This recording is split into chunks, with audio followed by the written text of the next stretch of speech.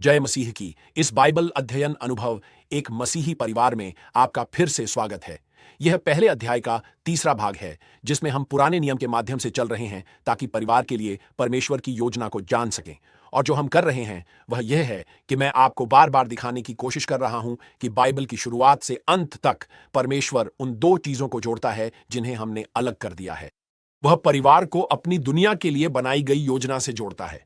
आपके परिवार को, मेरा परिवार, हमारी सभी कठिनाइयों के साथ और उसकी योजना कि वह संसार को मसीह के लिए कैसे पहुंचाए। तो आज हम न्यायों से मलाकी तक की कुछ पुस्तकों के बीच जल्दी से आगे बढ़ेंगे और फिर जब हम अध्याय 2 में पहुंचेंगे तो हम वही करेंगे। बस इस बार हम नए नियम में अपनी तेज यात्रा करेंगे। तो आज हम परमेश्वर के लोगों के लिए एक दुखद अध्याय से शुरुआत करने जा रहे हैं। यह न्यायियों का काल है। वे प्रतिज्ञा किए गए देश में प्रवेश कर रहे हैं और मूसा की पीढ़ी और अब यहोशू की पीढ़ी दोनों ही मर चुकी हैं। और फिर हम यह पढ़ते हैं न्यायियों 2 पद 10 और 11 में, और उस पीढ़ी के सब लोग भी अपने अपने पितरों में मिल गए। यह यहोशू की पीढ़ी के संसार से विदा हो जाने का संदर्भ है। और उनके बाद एक और पीढ़ी उत्पन्न हुई। अब यह यहोशू की पीढ़ी के बच्चे हैं, मूसा की पीढ़ी के पोते पोतियां। तब उसके बाद जो दूसरी पीढ़ी हुई उसके लोग न तो यहोवा को जानते थे और न उस काम को जो उसने इज़राइल के लिए किया था। इसीलिए इज़राइली वह करने लगे जो यहोवा की दृष्टि में बुरा है और बाल नामक देवताओं की उपासना करने लगे। मैं परमेश्वर के वचन पर विश्वास करता हूं, लेकिन मैं आपसे ईमानदारी से कहूं तो यह पद मेरे लिए समझना कठिन है। मेरे लिए यह मानना कठिन है कि जो मैं यहां पढ़ रहा हूं वह सच है। यहोशू की पीढ़ी मर जाती है और एक नई पीढ़ी उठती है। फिर से ये मूसा की पीढ़ी के पोते पोतियां हैं। और बाइबल कहता है वे न तो यहोवा को जानते थे और न ही वह काम जो उसने इज़राइल के लिए किए थे। यह क्या हो सकता है? हाल के इतिहास में इज़राइल के लिए जो सबसे महत्वपूर्ण कार्य उसने किया था वह मिस्र से निर्गमन से निकलना था। वो विपत्तियां जिनके द्वारा लोगों को आजाद किया गया वे नहीं जानते थे। लाल समुद्र का 2 भागों में बंट जाना, उसमें से चलना, दाएं बाएं पानी की दीवारें, सूखी जमीन पर चलकर दूसरी ओर पहुंचना। फिरौन की सेना उनका पीछा करती है। परमेश्वर पानी को वापस ले आता है और उन्हें नष्ट कर देता है। वे नहीं जानते थे, वे रेगिस्तान में भूखे हैं। परमेश्वर मन्ना देता है पर वह पसंद नहीं आता। वह बटेर पक्षी बरसाता है, चट्टान से पानी निकालता है। वे नहीं जानते थे। और वे क्यों नहीं जानते थे? इसका केवल एक ही कारण है कि लोगों ने उस आज्ञा का उल्लंघन किया जो परमेश्वर ने दी थी। बार बार जंगल में अपने बच्चों को बताओ, अपने बच्चों को प्रभु के महान और गौरवशाली कार्यों के बारे में बताओ। अब हम भजन संहिता की पुस्तक में पीढ़ी दर पीढ़ी विश्वास योग्यता की एक सुंदर तस्वीर देखते हैं। भजन संहिता अध्याय 78 पद 1 से 7 तक। हे मेरे लोगों, मेरी शिक्षा सुनो, मेरे वचनों की ओर कान लगाओ। मैं अपना मुंह नीति वचन कहने के लिए खोलूंगा। मैं प्राचीन काल की गुप्त बातें कहूंगा, जिन बातों को हमने सुना और जान लिया और हमारे बाप दादों ने हमसे वर्णन किया है। उन्हें हम उनकी संतान से गुप्त न रखेंगे, परंतु होनहार पीढ़ी के लोगों से यहोवा का गुणानुवाद और उसकी सामर्थ्य और आश्चर्य कर्मों का वर्णन करेंगे। पद 5, उसने तो याकूब में एक चितौनी ठहराई और इस्राएल में एक व्यवस्था चलाई, जिसके विषय उसने हमारे पितरों को आज्ञा दी कि तुम इन्हें अपने अपने बाल बच्चों को बताना, कि आने वाली पीढ़ी के लोग अर्थात जो बच्चे उत्पन्न होने वाले हैं वे इन्हें जानें और अपने अपने बाल बच्चों से इनका बखान करने में उद्यत हों, जिससे वे परमेश्वर का भरोसा रखें और परमेश्वर के बड़े कामों को भूल न जाए, परंतु उसकी आज्ञाओं का पालन करते रहें। मैं पद 6 और 7 पर ध्यान देना चाहता हूं ताकि हम इसे समझ सकें।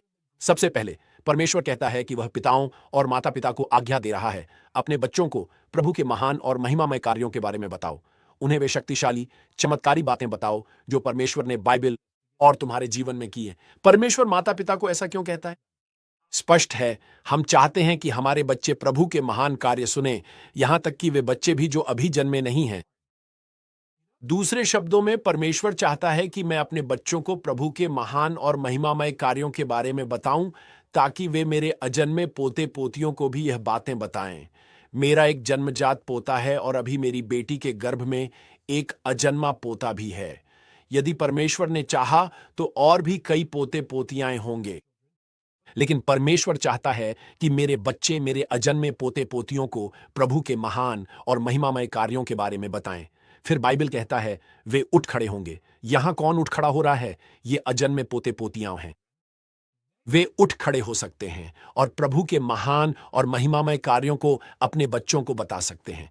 तो अब हम मेरे अजन्मे परपोते परपोतियों की बात कर रहे हैं। आयत 7, ताकि वे, यहां वे कौन हैं? यहां वे मेरे अजन्मे परपोते परपोतियां हैं, ताकि वे मेरे अजन्मे परपोते परपोतियां अपनी आशा परमेश्वर में रखें और परमेश्वर के कार्यों को न भूलें बल्कि उसकी आज्ञाओं का पालन करें। तो आप देख सकते हैं परमेश्वर का वचन हमेशा माता पिता को सिखाता है, हमेशा परिवारों को सिखाता है। हम 2 पीढ़ियों की सेवा करेंगे, अपने बच्चों और अपने पोते पोतियों की, लेकिन हम हमेशा 3 और 4 पीढ़ियों के बारे में सोचते रहेंगे, यह समझते हुए कि हमारी सेवा परमेश्वर की कृपा से आने वाली अजन्मी पीढ़ियों पर भी प्रभाव डालेगी। वैसे यह भजन और बहुत से भजन दाऊद द्वारा लिखे गए हैं। यह भजन आसाफ द्वारा लिखा गया है। आसाफ दाऊद के एक वीर पुरुषों में से एक था और यह एक अध्ययन है जो आप कर सकते हैं। आपको यह बहुत रोचक लगेगा। यह भजन लगभग 1000 ईसा पूर्व लिखा गया है। सुलेमान के बाद इज़राइल का राज्य विभाजित हुआ तो परमेश्वर के लोग अगले 3 से 400 वर्षों तक, जैसा कि राजा और इतिहास की पुस्तकों में दर्ज है, भयानक समय से गुजरे। अगले 350 से अधिक वर्षों में 3 उदाहरण हैं जब परमेश्वर के लोगों को भयानक संकट का सामना करना पड़ा। बाइबल कहते हैं कि आसाप के पुत्र उस कार्य के लिए उठे जो आवश्यक था या उस स्थिति में शामिल हुए। और ये उस व्यक्ति के पोते पोतियां अजन्मे पर पोते हैं जिन्होंने यह भजन लिखा है। ठीक है, नीतिवचन 23। नीतिवचन आमतौर पर सुलेमान से उसके पुत्रों को, सुलेमान से उसके बच्चों को लिखे गए हैं। तो ये हमारे लिए परमेश्वर की ओर से ज्ञान के वचन हैं, लेकिन ये पारिवारिक शिष्यत्व का भी उदाहरण है। एक माता पिता, एक पिता जो अपने पुत्र को ज्ञान में प्रशिक्षित करने के लिए बहुत सोच समझकर प्रयास कर रहा है। तो हम नीतिवचन 23 में ये पढ़ते हैं। इसमें लिखा है, धर्मी का पिता बहुत मग्न होता है और बुद्धिमान का जन्माने वाला उसके कारण आनंदित होता है। तेरे कारण तेरे माता पिता आनंदित और तेरी जननी मग्न हो। हे मेरे पुत्र, अपना मन मेरी ओर लगा और तेरी दृष्टि मेरे चाल चलन पर लगी रहे। यह बाइबल नीतिवचन 23-26 पारिवारिक संबंधों के लिए बहुत महत्वपूर्ण है। यहां एक पिता है जो अपने बेटे से कहता है, बेटा मुझे अपना हृदय दे, मुझे अपनी जिंदगी में आने दे। अगर आपने कभी किसी भटके हुए संतान के माता पिता से बात की है, ऐसे माता पिता जिनका बच्चा विश्वास से भटक गया है, तो वे आपको उस समय के बारे में बताएंगे जब उस बच्चे ने अपना दिल उनसे बंद कर लिया, अपना दिल उनके प्रति कठोर कर लिया और उन्हें खुद से दूर कर दिया। इसीलिए एक मसीही माता पिता का कार्य है कि वह अपने बच्चे के दिल का पीछा करे। दिल से जुड़ाव, गर्मजोशी, निकटता, खुलापन, ईमानदारी, विश्वास, यही वे तत्व हैं जिनसे विश्वास बढ़ता है। मैं दूसरे हिस्से का भी जिक्र करना चाहता हूं।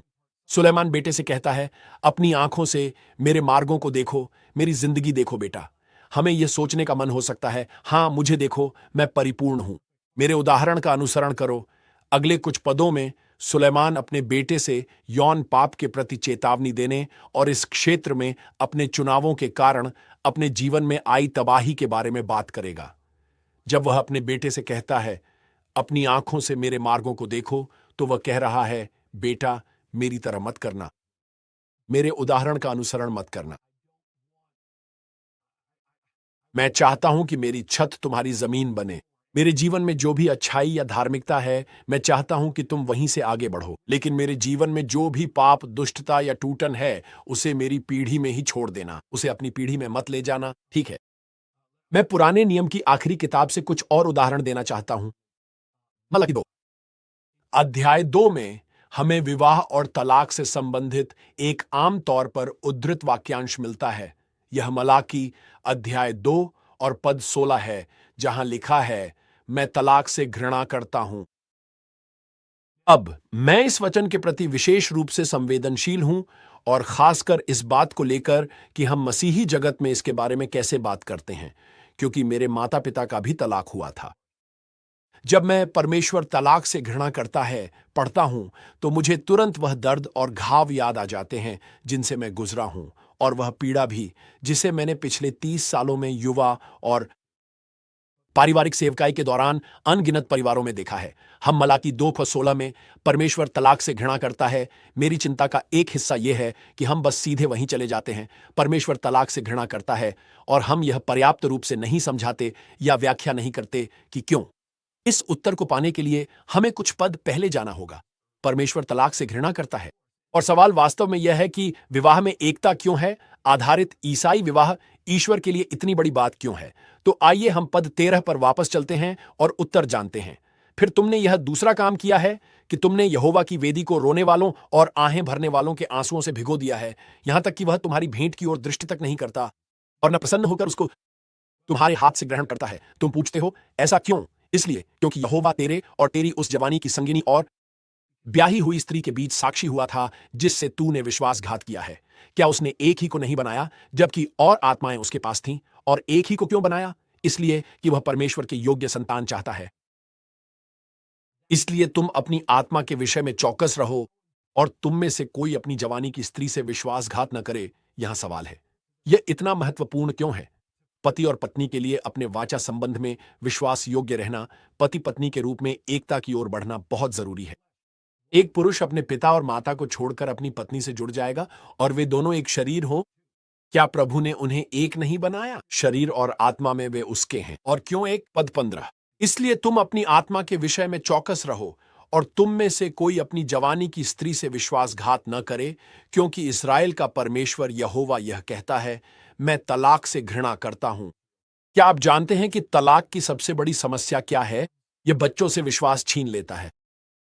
शैतान नहीं चाहता कि आपके बच्चे परमेश्वर से प्रेम करें या यीशु का अनुसरण करें। वह चाहता है कि वे परमेश्वर से घृणा, कड़वाहट, नाराजगी रखें। बच्चे को परमेश्वर से नाराज करने का तरीका, परिवार और माता पिता की शादी तोड़ना। इसलिए शैतान और दुष्टात्माओं की बहुत सारी ताकत पति पत्नी के संबंध के खिलाफ है, सिर्फ उनकी शादी तोड़ने के लिए नहीं, बल्कि नई पीढ़ी की आत्मा और विश्वास को कुचलने के लिए भी। एक और वचन, पुराने नियम के अंतिम शब्द, मलाकी की पुस्तक अध्याय 4 का 4 पद से 6 पद। इस तरह पुराना नियम समाप्त होता है। अब हमें 400 साल तक और कोई बाइबल नहीं मिलने वाली है। मेरे दास मूसा की व्यवस्था अर्थात जो विधि और नियम मैंने सारे इस्राएलियों के लिए उसको होरेब में दिए थे, उनको स्मरण रखो। देखो, यहोवा के उस बड़े और भयानक दिन के आने से पहले मैं तुम्हारे पास एलियाह नबी को भेजूंगा। वह माता पिता के मन को उनके पुत्रों की ओर और पुत्रों के मन को उनके माता पिता की ओर फेरेगा। ऐसा ना हो कि मैं आकर पृथ्वी का सत्यानाश करूं। समाप्त। यही पुराने नियम का अंत है। अब 400 साल तक और कोई बाइबल नहीं मिलेगी। परमेश्वर की अपनी राज्य की योजना परिवार की शिष्यता शक्ति पर आधारित है और यह हृदय के संबंध से जुड़ी हुई है। वह हृदय का संबंध जो माता पिता और उनके बच्चों के बीच और बच्चों और उनके माता पिता के बीच होता है। वह हृदय का संबंध जो प्रेम, गर्मजोशी, निकटता, क्षमा और दया से बना है। और इस अध्याय में हमारे आगे के रास्ते का एक हिस्सा यह है कि हम हृदय पर ध्यान केंद्रित करेंगे। हम प्रार्थना करेंगे कि परमेश्वर हमारे हृदय को अपनी ओर मोड़ दे। यदि हम विवाहित हैं तो जीवन साथी की ओर, माता पिता की सेवा की ओर, भाई बहनों की सेवा की ओर, और हाँ, यदि हमारे बच्चे और पोते पोतियां हैं तो उनकी ओर भी। हे परमेश्वर, मेरा हृदय उनकी ओर मोड़ दे। मेरे जीवन का सबसे बड़ा उद्देश्य यही बना दे कि मैं इन बच्चों की मदद कर सकूं, कि वे तुझसे प्रेम करें, तेरी सेवा करें, तेरा अनुसरण करें और स्वर्ग में तेरे साथ रहें। अगले अध्याय में हम नए नियम में प्रवेश करेंगे और बातचीत जारी रखेंगे, क्योंकि मैं आपको बाइबल की शुरुआत से अंत तक दिखाना चाहता हूं कि परमेश्वर आपके परिवार को अपनी दुनिया की योजना से कैसे जोड़ता है। मैं आपसे जुड़े रहना पसंद करूंगा। मेरे, एमी और हमारी सेवा से जुड़े रहने का सबसे अच्छा तरीका है हमारा साप्ताहिक पॉडकास्ट फैमिली विजन। आप हमें YouTube पर देख सकते हैं, आप हमें किसी भी पॉडकास्ट सेवा पर सुन सकते हैं, लेकिन मैं आपसे व्यक्तिगत रूप से भी सुनना चाहूंगा।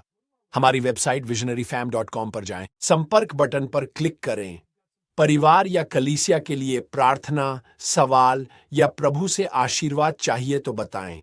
मैं जानना चाहता हूं। मैं आपसे व्यक्तिगत रूप से जुड़ना पसंद करूंगा। visionaryfam.com पर जाएं, संपर्क पर क्लिक करें और मैं हमारे अगले अध्याय के लिए आपके साथ मिलने की प्रतीक्षा कर रहा हूं, जैसे जैसे हम मसीही परिवार के बारे में यह बातचीत आगे बढ़ाते हैं।